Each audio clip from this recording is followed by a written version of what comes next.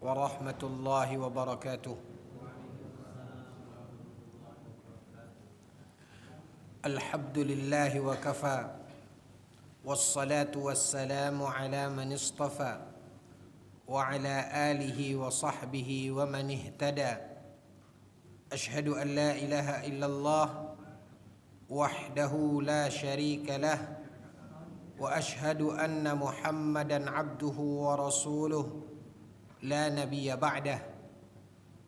قد أدى الأمانة ونصح الأمة وجاهد في الله حق جهاده. صلوات ربي وسلامه عليه وعلى آله وأصحابه ومن تبعهم بإحسان إلى يوم الدين. أما بعد. Bapak dan Ibu kaum muslimin wal muslimat, ikhwatal iman, melanjutkan bahasan kita terkait tentang karakteristik orang-orang yang dicintai oleh Allah Subhanahu wa taala. Maka pada kesempatan ini kita akan melihat di antara karakter orang-orang yang dicintai oleh Allah Subhanahu wa taala adalah orang-orang yang berjihad di jalan Allah. Bapak dan Ibu ikhwatal iman, secara bahasa istilah jihad bermakna kesungguhan. Seperti di dalam firman Allah Azza wa Jalla ketika Allah mengatakan, man jahada fina lanahdiyannahum subulana. Kata Allah di dalam ayat yang mulia ini, barang siapa yang bersungguh-sungguh, kata Allah. Di sini Allah mengatakan man jahada. Dari asal kata inilah kemudian muncul istilah yang kita sebut dengan jihad, yang makna secara bahasanya artinya bersungguh-sungguh. Ketika Allah mengatakan barang siapa yang bersungguh-sungguh, maka dialah orang yang akan kami tunjukkan kepada jalan kami, kata Allah.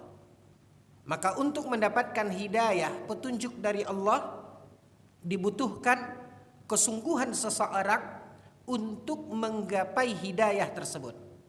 Makanya ada sebuah ungkapan mengatakan, hidayah itu dicari, bukan ditunggu. Yang ditunggu itu bukan hidayah, tapi hadiah. Nah, kaum muslimin yang dimuliakan oleh Allah butuhnya kesungguhan. Secara bahasa, arti dari jahada, yujahidu, mujahadatan, itu artinya sungguh-sungguh. Namun kemudian istilah ini digunakan untuk seseorang yang sungguh-sungguh di dalam berjuang di dalam melawan hawa nafsunya. Maka ini yang kemudian dinamakan oleh para ulama al-jihad, ya, di dalam melawan an-nafs, di dalam melawan nafsunya. Ini butuh kesungguhan. Kemudian ada orang-orang yang berjuang membela agama Allah Subhanahu wa taala bil qalam, yaitu dengan tulisan. Maka inilah yang dinamakan dengan al-jihad bil qalam. Apa yang dilakukan oleh para ulama? Menghasilkan, mengeluarkan karya-karya ilmiah sebagai apa yang akan dia tinggalkan dari ilmu yang bermanfaat untuk kaum muslimin, bahkan umat sampai hari kiamat. Seperti yang dilakukan oleh para ulama ahli hadis, para ulama-ulama yang rajin di dalam menulis dan memiliki karya-karya ilmiah yang besar. Kendati pun mereka telah tiada, lihatlah kitab-kitabnya menjadi pertinggal yang dimanfaatkan dan dipelajari oleh kaum muslimin hingga hari ini. Begitu juga ada al-jihad bil lisan. Seorang yang berjuang membela agama Allah, menyebarkan syariat Allah Subhanahu wa taala lewat lisannya, maka ini juga dinamakan dengan al-jihad bil lisan, yaitu kesungguhan, pengorbanan, perjuangan di dalam membela dan menegakkan kalimat Allah Subhanahu wa taala. Maka selalu hal ini diistilahkan dengan istilah jihad.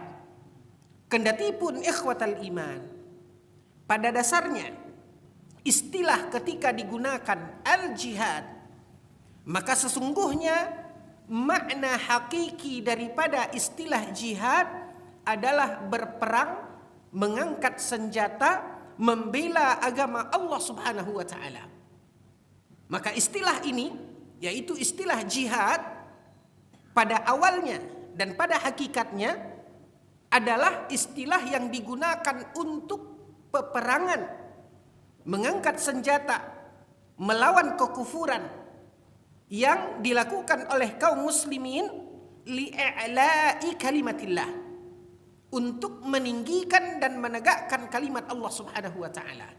Maka inilah penggunaan istilah jihad dalam makna yang sesungguhnya. Kendatipun seperti kita uraikan sebelumnya, istilah ini juga digunakan untuk hal-hal yang tidak terkait dengan mengangkat senjata, perjuangan, pengorbanan di dalam dakwah, di dalam menyebar agama Allah. Ini yang dinamakan dengan jihad bil lisan. Perjuangan membela agama Allah, menyebarkan ilmu lewat tulisan, ini yang dinamakan dengan jihad bil qalam. Bagaimana seseorang bersungguh-sungguh melawan hawa nafsunya, wa nahan nafsa 'anil hawa, kata Allah dalam Al-Qur'an. Dia redam hawa nafsunya, dorongan hawa nafsu yang selalu mengarahkan dia kepada keburukan, dia lawan, dia redam, dia berjuang, penuh perjuangan. Maka inilah yang disebut dengan al-jihad bin nafs, yaitu melawan hawa nafsunya. Maka istilah-istilah ini juga digunakan. Namun sesungguhnya Bapak dan Ibu yang dimuliakan oleh Allah, penggunaan istilah jihad termasuk dalam pembahasan kita. Di antara karakteristik orang yang dicintai oleh Allah Subhanahu wa taala adalah orang yang berjihad. Maka sesungguhnya pengertian asal, walaupun bisa juga digunakan dengan jihad-jihad bil qalam, bil lisan, dan jihad bin nafsi tadi yang kita uraikan tadi, tapi sesungguhnya penggunaan bakunya, penggunaan yang sesungguhnya yang dimaksudkan, yang ditujukan adalah jihad yang bermakna perjuangan berperang di jalan agama Allah Subhanahu wa taala.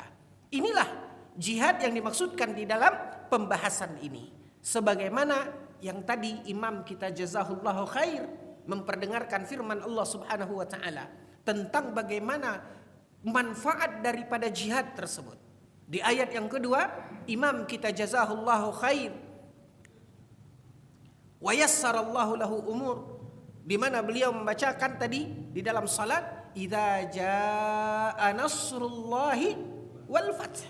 Itulah jihad, kemenangan yang Allah Subhanahu wa taala berikan setelah perjuangan, setelah kaum muslimin berperang, mengangkat senjata. Lalu Allah Subhanahu wa taala anugerahkan kepada kaum muslimin al-fath, kemenangan. Wa ra'aitan nasa yadkhuluna fi dinillahi afwaja. Apa efeknya? Akan terlihat bagaimana orang-orang kemudian berbondong-bondong masuk ke dalam agama Islam ini. Manfaat dan tujuan daripada jihad untuk meninggikan kalimat Allah Subhanahu wa taala, untuk menyebarkan agama Allah Subhanahu wa taala, dan untuk menjadikan agama Allah ini berjaya. Maka itulah manfaat yang dikandung di balik syariat ibadah jihad. Nah, kaum muslimin yang dimuliakan oleh Allah, sudah pasti apa yang ada di balik pengorbanan besar ini. Seseorang membela dan memperjuangkan agama dengan jiwa dan raganya. Bahkan tidak sedikit yang juga mengorbankan seluruh hartanya. Membela agama Allah, berperang, berjihad di jalan Allah Subhanahu wa taala. Maka wajar kalau orang yang berjihad di jalan Allah Subhanahu wa taala ini, orang ini akan dicintai oleh Allah Subhanahu wa taala. Begitu banyak kaum muslimin yang dimuliakan oleh Allah, keutamaan yang akan diraih oleh orang-orang yang berjihad. Bukan hanya keutamaan dan manfaat ukhrawi, tapi juga orang-orang yang berjihad akan mendapatkan bagian dari manfaat duniawi. Sebagaimana kita pun mengenal di dalam syariat agama kita adanya yang disebut dan dinamakan dengan al-fai.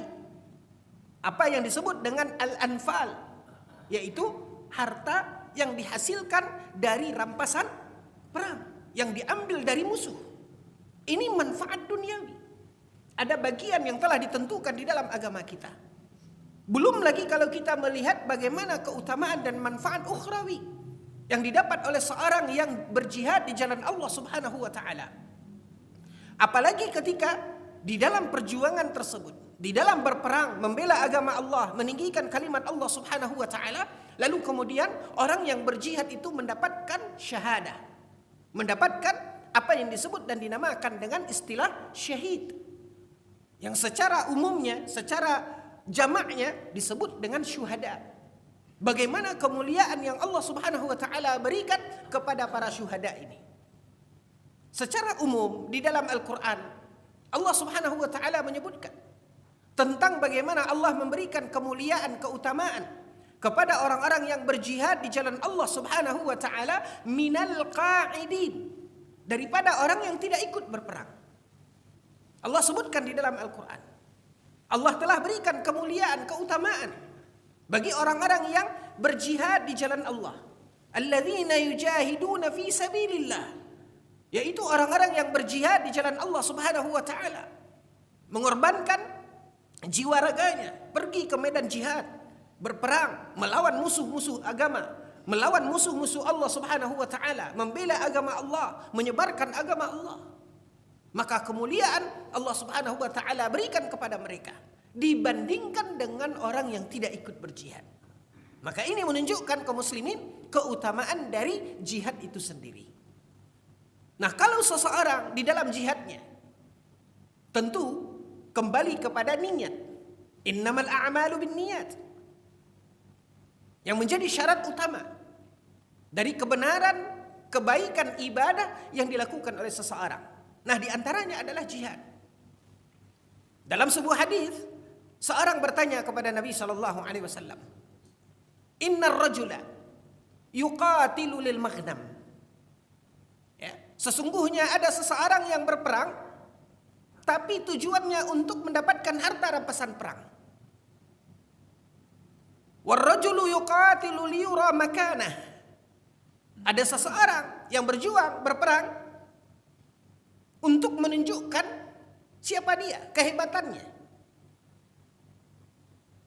Lalu ditanyakan kepada Nabi sallallahu alaihi wasallam, siapakah di antara mereka yang berada di jalan Allah Subhanahu wa taala, yang berjuang di jalan Allah? Apa kata Nabi sallallahu alaihi wasallam? Man qatala litakuna kalimatullahi hiyal ulya fahuwa fi sabilillah. Niat akan mempengaruhi ketika seseorang ikut berperang, membawa panji Islam, tapi tidak dilakukan karena Allah, untuk mendapatkan harta rampasan perang, atau untuk memperlihatkan siapa dirinya, kehebatannya, agar dia mendapat pujian, agar dia mendapat sanjungan di tengah-tengah masyarakat, dianggap sebagai orang yang berani, seorang yang pahlawan. Maka ini bukanlah orang yang berjihad di jalan Allah yang sesungguhnya. Nabi SAW mengatakan, man qatala litakuna kalimatullahi al-ulya fahuwa fi sabilillah. Orang yang berada di jalan Allah tersebut adalah orang yang berperang dengan keikhlasan, yang mana tujuannya adalah untuk meninggikan kalimat Allah Subhanahu wa taala. Maka di sini kaum muslimin selalu, sebagaimana di dalam ibadah-ibadah yang lain, maka di dalam jihad pun perlunya sesuatu keikhlasan di dalam niatnya, agar ini menjadi nilai yang baik di sisi Allah Subhanahu wa taala. Kemudian di sisi lain, ikhwatal iman, sebagaimana setelah kewajiban ikhlas di dalam setiap ibadah dan ketaatan, maka kita pun mendapatkan ada ketentuan yang Allah Subhanahu wa taala telah gariskan di sebuah ibadah dan ketaatan yang Allah Subhanahu wa taala perintahkan. Lihat di dalam ibadah salat, ada rukun, ada syarat yang harus dipenuhi oleh seseorang agar salatnya diterima oleh Allah Subhanahu wa taala setelah keikhlasan. Yang mana secara umum kita telah sering mempelajari dan mendengarkan syarat diterimanya amal. Di mana syarat diterimanya amal, yang pertama adalah ikhlas, dan yang kedua adalah mutaba'ah. Ikhlas, melakukan ibadah dan ketaatan itu karena Allah, bukan untuk mengharapkan pujian, bukan untuk mengharapkan kenikmatan dunia, bukan untuk mengharapkan sanjungan. Kita juga sering mendengarkan uraian dari hadis Nabi sallallahu alaihi wasallam Bagaimana dampak orang-orang yang berbuat kebaikan tetapi dia melakukan itu tidak dengan keikhlasan. Seperti dalam hadis Nabi yang Nabi sebutkan, ada 3 orang yang disulut api neraka dengan mereka. Mereka adalah orang-orang yang berbuat kebaikan, bahkan termasuk kebaikan-kebaikan yang sangat tinggi nilainya. Di antaranya juga disebutkan oleh Nabi dalam hadis itu adalah orang yang berjihad, orang yang berperang di jalan Allah Subhanahu wa taala. Ketika dia katakan dia berjihad di jalan Allah, lalu Allah mengatakan dan Allah membantahnya. Allah katakan, kadzabta, engkau dusta. Engkau berperang di jalan Allah Subhanahu wa taala liuqala annaka, engkau ingin agar orang-orang memujimu, agar orang-orang mengatakan engkau adalah seorang pemberani, seorang pahlawan. Wa qad qil, dan predikat itu telah engkau dapatkan, kata Allah. Fasuhiba ala wajhi hatta ulqiya fi nar jahannam. Maka dia pun diseret dengan wajahnya menempel ke tanah sampai kemudian dicampakkan oleh Allah Subhanahu wa taala ke dalam api neraka Jahannam. Maka inilah dampak ketika seorang tidak ikhlas. Yang kedua, kata Nabi sallallahu alaihi wasallam, orang yang bersedekah. Ini juga amal ibadah yang sangat tinggi nilainya di sisi Allah. Tapi ketika dilakukan dengan tidak keikhlasan, Allah mengatakan, kadzab. Engkau berinfak, engkau bersedekah adalah agar orang-orang mengatakan bahwasanya engkau adalah seorang yang dermawan. Wa qad qil, dan predikat itu, pujian itu telah menyemat di dadamu, telah disematkan di dadamu. Fasuhiba ala wajhi hatta ulqiya fi nar jahannam. Dia pun diseret sampai dicampakkan ke dalam api neraka Jahannam. Yang ketiga, orang yang menuntut ilmu, orang yang belajar Al-Quran, yang ketika dia lakukan itu tidak dengan keikhlasan, tapi untuk mendapatkan sanjungan agar dielulukan sebagai seorang ahli di dalam ilmunya, dalam qiraahnya, dalam bacaannya. Fasuhiba ala wajhi hatta ulqiya fi nar jahannam. Sama, dia diseret dengan wajahnya ke tanah sampai dicampakkan ke dalam api neraka Jahannam. Maka inilah akibat ketika seorang melakukan ibadah kebaikan, ya, tidak ikhlas.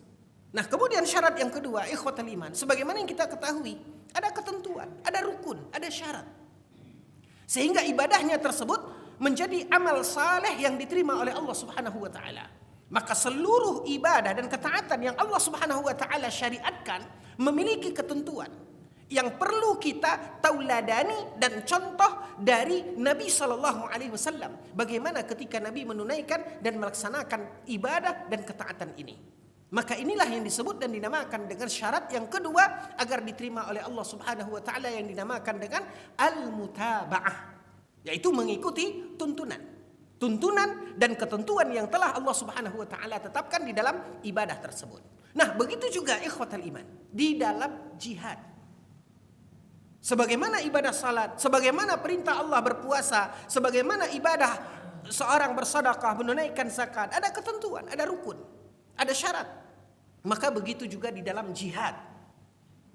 Begitu juga di dalam jihad. Karena jihad adalah salah satu kebaikan, ibadah, ketaatan yang Allah Subhanahu wa taala perintahkan. Termasuk ibadah yang mulia.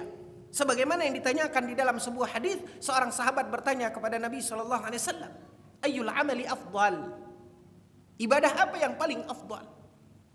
Lalu kemudian Nabi sallallahu alaihi wasallam menyebutkan salah satunya dari apa yang dikategorikan oleh Nabi sebagai ibadah yang afdal setelah salat pada waktunya. Lalu orang itu bertanya, "Tsumma ay?" Lalu apa lagi ya Nabi? Nabi mengatakan, "Al-jihadu fi sabilillah." Berperang di jalan Allah.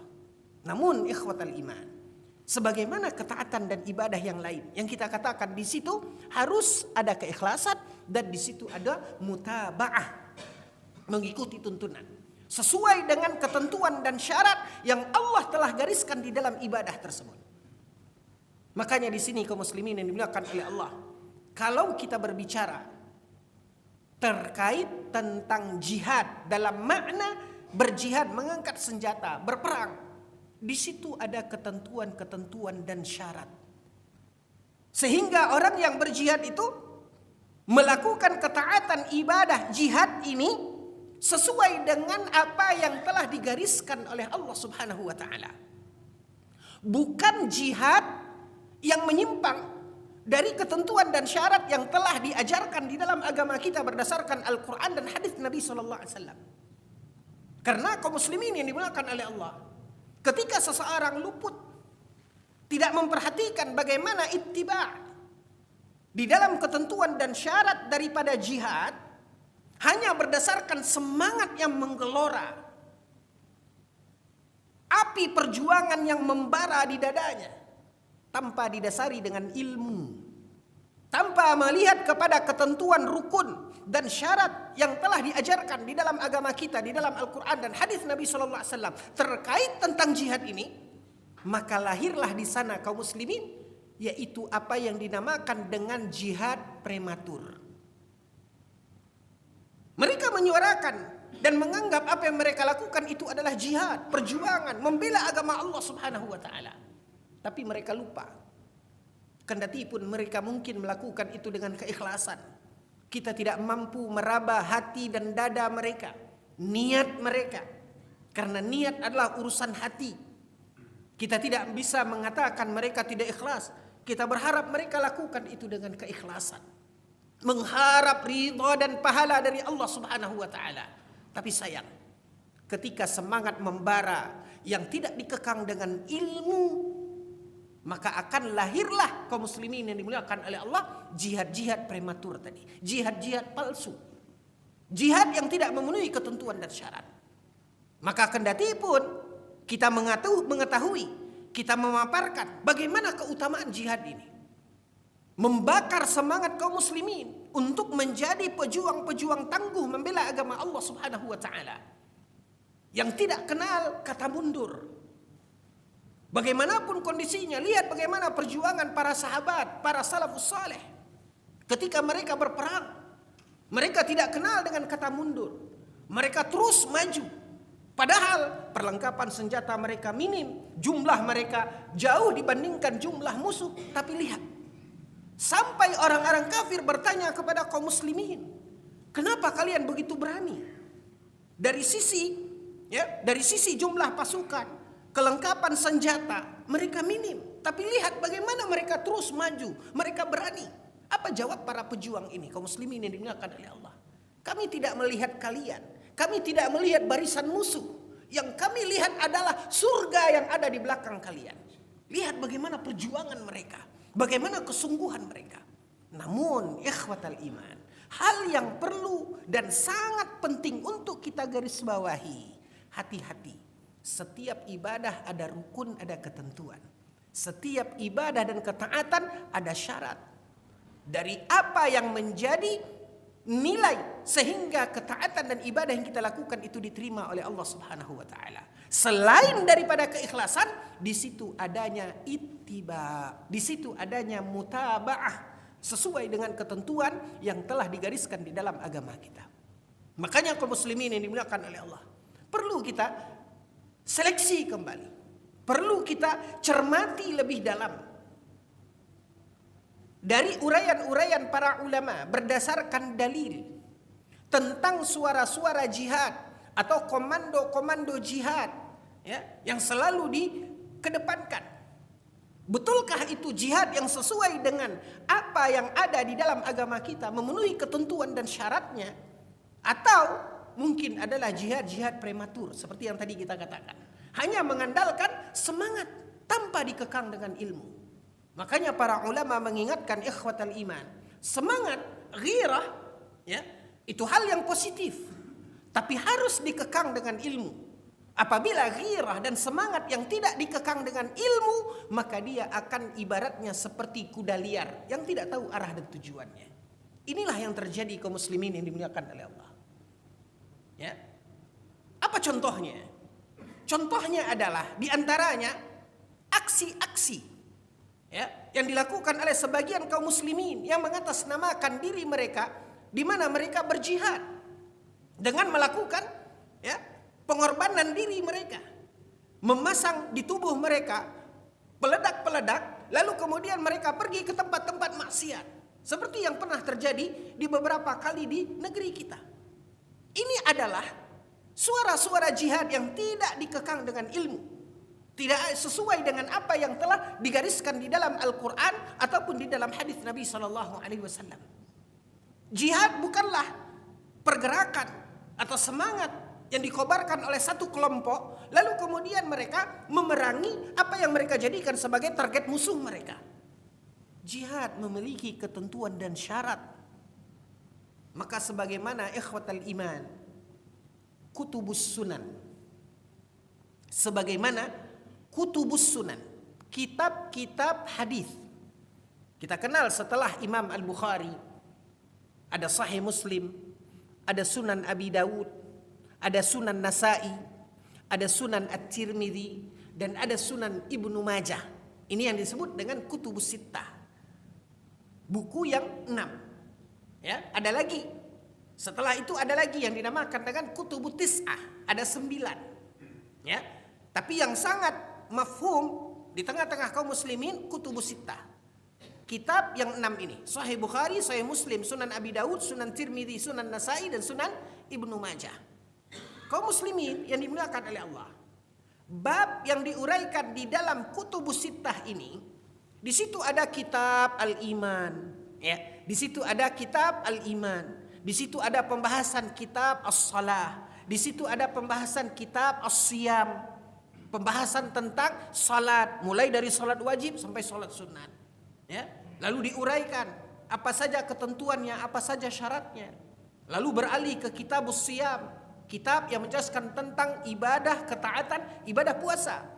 Di situ juga ada ketentuan dan syaratnya. Apa saja yang membatalkan ibadah puasa tersebut, apa saja yang dapat mengikis pahala dari ibadah puasa. Lalu kemudian ada kitabuz zakah, ada kitabul hajj, ada bermacam-macam uraian di dalam kutubus sittah tersebut. Nah, salah satunya pembahasan yang biasanya itu di bagian belakang, ya, setelah ibadah-ibadah yang tadi kita sebutkan, ya, kemudian terkait beberapa hukum, lalu akan kita temukan di kutubus sittah tersebut kaum muslimin yang dinamakan dan disebut dengan kitabul jihad. Sebagaimana kita mempelajari kitabus salah, maka kita pun akan mendapatkan bab uraian penjelasan tentang kitabul jihad. Di situ diuraikan sebagaimana diuraikan di kitabus salah rukun, syarat dan ketentuan di dalam salat, maka di kitabul jihad juga di situ diuraikan dalil-dalil hadis-hadis Nabi sallallahu alaihi wasallam terkait ketentuan dan rukun jihad tersebut. Maka kaum muslimin yang dimuliakan oleh Allah, jangan hanya mengandalkan semangat tanpa dikekang dengan ilmu. Maka perlunya kita belajar, perlunya kita berilmu. Karena itulah kewajiban bagi kita. Al-ilmu qabla al-qawli wal amal. Haruslah seseorang berilmu sebelum dia berkata dan beramal. Nah, ini yang perlu kita ingat dan kita garis bawahi. Jika seandainya kaum muslimin yang dimuliakan oleh Allah, jihad yang disuarakan, kalimat takbir yang dikobarkan di dalam berjuang membela agama Allah Subhanahu wa taala dilandasi dengan keimanan sesuai dengan ketentuan dan syarat di dalam jihad tersebut, maka ini adalah keutamaan yang besar. Hal yang menggambarkan kepada kita orang-orang yang berjihad itu akan dicintai oleh Allah Subhanahu wa taala. Di antara kemuliaannya kaum muslimin yang dimuliakan oleh Allah. Ya, di antara kemuliaannya orang-orang yang berjihad dan kemudian dia gugur di dalam jihad tersebut. Nabi SAW menjelaskan ketika Nabi berhadapan dengan jenazah atau jasad para syuhada Uhud. Dan di antaranya di situ ada paman Nabi Hamzah bin Abdul Muttalib. Perlakuan terhadap jasad para syuhada itu berbeda dengan jasad orang yang meninggal dunia lainnya. Kita tahu bahwasanya kewajiban kifai ketika ada di antara saudara kita yang meninggal dunia, kita memandikan, mengkafankan, menyolatkan, kemudian menguburkan. Maka perlakuan terhadap jasad para syuhada dikatakan oleh Nabi SAW di dalam hadis yang juga dinukilkan oleh Syekh Muhammad bin Nasiruddin Al-Albani dalam kitab Ahkam Al-Janaiz, di mana ketika Nabi berhadapan dengan jasadnya para syuhada Uhud, di antaranya Hamzah bin Abdul Muttalib, maka jasad para syuhada tidak dimandikan. Ini perbedaan. Tidak dimandikan.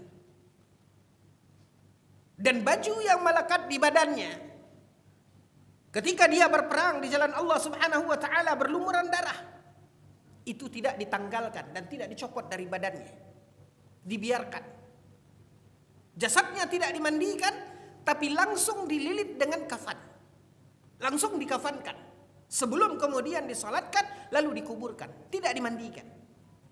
Ini yang dilakukan oleh Nabi sallallahu alaihi wasallam kepada para syuhada, orang-orang yang gugur di dalam jihad fi sabilillah.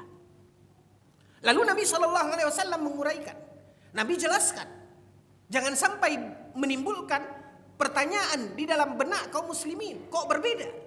Maka Nabi sallallahu alaihi wasallam menjelaskan, kenapa jasadnya tidak dimandikan, kenapa badannya tidak dibasuh, dibiarkan berlumuran darah, baju yang robek dan berlumuran darah langsung dililit dengan kain kafan, lalu kemudian disalatkan, kemudian dikuburkan. Nabi sallallahu alaihi wasallam mengatakan, karena Allah Subhanahu wa taala kelak di hari akhirat, ketika Allah membangkitkan hambanya, Allah akan bangkitkan para syuhada seperti kondisi mereka ketika syahid, berlumuran darah. Allah akan bangkitkan mereka dengan kondisi berlumuran darah seperti ketika mereka syahid. Nabi sallallahu alaihi wasallam mengatakan, launuhu kalaunid dam wa rihuhu rihul misk. Kata Nabi sallallahu alaihi wasallam, warnanya saja merah darah, tapi baunya, aromanya aroma kasturi. Kemuliaan ketika Allah bangkitkan. Di antara kemuliaan para syuhada dengan catatan ikhwatal iman, dia syahid di dalam jihad syar'i. Ingin kita istilahkan ini, jihad yang sesuai dengan syariat, dengan keikhlasan dan memenuhi ketentuan dan syarat tadi. Apabila kemudian dia gugur jihad fi sabilillah dan dia syahid, Nabi sallallahu alaihi wasallam mengatakan dalam hadisnya, dalam bab asy-syafa'ah, dalam bab syafaat, di mana Allah Azza wa Jalla akan mengizinkan kepada para syuhada untuk memberikan syafaat buat 70, saya lupa angkanya, ya, antara 70 kalau saya tidak salah, 70 keluarganya, kerabatnya. Diizinkan oleh Allah untuk memberikan syafaat. Kalau Allah Subhanahu wa taala meridhai kerabatnya tersebut, Allah izinkan dia. Inilah keutamaan kemuliaan para syuhada. Apalagi kemuliaan dan keutamaannya, Nabi sallallahu alaihi wasallam juga menjelaskan, di mana ketika seseorang meninggal dunia, jasadnya dikuburkan, sebelum orang-orang yang baru ikut menguburkan jenazah orang yang meninggal dunia tadi akan berlalu, akan pergi. Setelah prosesi penguburan, wa yusma'u ki'ara ni'alihim, masih terdengar langkah mereka, hanya beberapa langkah. Fayatihi malakan, maka datang kepada orang yang baru saja dikubur itu dua malaikat, Munkar wa Nakir, yang akan menanyakan kepada orang yang meninggal tadi di dalam kuburnya apa yang dinamakan dengan fitnatul qabri, pertanyaan malaikat di dalam kubur.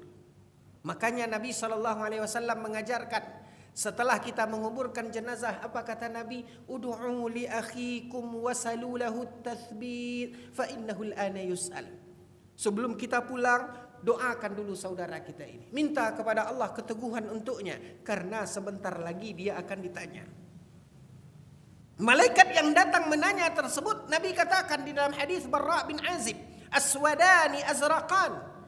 Malaikat yang datang itu hitam, ya, hitam kebiruan. Aswadani azraqan, begitu kata Nabi dalam ungkapan hadisnya. Lalu malaikat itu bertanya kepada orang yang ada di dalam kubur tadi. Ini yang dinamakan dengan fitnatul qabri. Jangan kita bayangkan pertanyaan yang dapat kita jawab dengan hafalan seperti kita interview di dunia. Tapi ini terkait dengan keyakinan dan amal seseorang semasa hidupnya. Ini bukan hal yang sepele. Makanya Nabi SAW menghimbau orang-orang yang hadir di kuburan tadi untuk membantu, mendoakan orang yang bakal ditanya ini. Karena masalahnya adalah masalah yang berat. Bahkan Nabi SAW mengajarkan kepada kita doa. Yang Nabi ajarkan agar kita selalu membaca di setiap salat kita. Baik itu salat wajib ataupun salat sunat. Sebelum kita salam. Setelah tahiyat. Apa doanya diajarkan oleh Nabi? Allahumma inni a'udzubika min adzabi jahannam. Terus wa min adzabil qabri. Lalu wa min fitnatil mahya wal mamat. Ini yang disebut dengan fitnatul qabri. Kita minta kepada Allah. Walaupun kita tidak tahu kapan kita akan mati, kapan kita akan mendapatkan kondisi ini. Tapi Nabi suruh kita untuk minta kepada Allah agar Allah lindungi, Allah agar mudahkan. Orang lain yang menguburkan kita disuruh oleh Nabi untuk mendoakan. Jadi ini bukan hal yang ringan, ini hal yang berat. Hanya satu orang, bukan satu orang, satu jenis. Bukan satu orang, satu individu, enggak. Tapi satu jenis orang yang Allah akan bebaskan dia dari fitnatul qabri. Dia tidak akan mengalami yang namanya fitnatul qabri. Dibebaskan oleh Allah Subhanahu wa taala. Dan ini bukan hal yang ringan. Tapi hal yang lihat bagaimana Nabi mengingatkan. Bagaimana Nabi menyuruh kita membantu orang yang akan ditanya ini, akan mengalami fitnatul qabri ini. Bagaimana Nabi mengajarkan kita. Kita tak tahu kapan itu kita akan alami, kapan kita akan mati, tapi nanti kita pasti akan bersua dengan itu. Maka Nabi ajarkan sejak awal, sejak dini, mintalah kepada Allah kemudahan, minta kepada Allah perlindungan di setiap salat kita. Allahumma inni a'udzubika min adzabi jahannam wa min adzabil qabri wa min fitnatil mahya wal mamati. Fitnah kubur, pertanyaan malaikat dalam kubur. Maka ini ikhwatal iman, bukan hal yang ringan, bukan hal yang sepele. Hanya satu jenis manusia yang Allah bebaskan dia dari fitnatul qabri. Siapa mereka? Para syuhada, orang-orang yang berjihad di jalan Allah. Nabi SAW bersabda, kata Nabi, kafa bi barqis suyufi lahu fitnah. Cukup kilatan pedang yang menyambar di atas kepalanya itu sebagai fitnah, sebagai ujian. Cukup kata Nabi SAW desingan peluru, ya, yang lewat, yang terbang di tepi telinganya, cukup baginya sebagai fitnah kata Nabi SAW. Maka orang yang syahid akan dibebaskan oleh Allah dari fitnatul qabri. Dan tentu kaum muslimin yang dimuliakan oleh Allah, wajar kalau di antara karakteristik orang dicintai oleh Allah adalah orang-orang yang berjihad di jalan Allah Subhanahu wa taala. Dan tentu balasan yang setimpal dari perjuangan baik dengan harta, jiwa raga yang telah mereka lakukan, bukan hanya keringat tapi juga bercucuran darah dan nyawa. Wajar kalau Allah Subhanahu wa taala membelinya dengan surga Allah Subhanahu wa taala. Maka inilah kaum muslimin keutamaan dan kelebihan orang-orang yang berjihad, berjuang di jalan Allah Subhanahu wa taala. Yang dimaksudkan dalam pembahasan karakteristik orang-orang yang dicintai oleh Allah tabaraka wa taala. Wallahu taala alam. Wa sallallahu ala nabiyyina Muhammad wa ala alihi wa sahbihi wa sallim. Walhamdulillahi rabbil alamin. Wabillahi taufiq wal hidayah. Wassalamu alaikum warahmatullahi wabarakatuh.